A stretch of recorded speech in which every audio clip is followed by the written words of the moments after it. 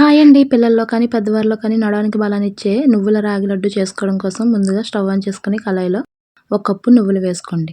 వీటిని మంట లో ఫ్లేమ్‌లో పెట్టుకొని దోరగా ఫ్రై చేసుకొని ఒక మిక్సీ జార్‌లోకి తీసుకొని, ఇప్పుడు అదే కళాయిలో ఒక టేబుల్ స్పూన్ నెయ్యి వేసుకొని, గుప్పెడు జీడిపప్పు, అలాగే గుప్పెడు బాదం పప్పును కూడా వేసుకొని వీటిని కూడా దోరగా వేయించుకోవాలి.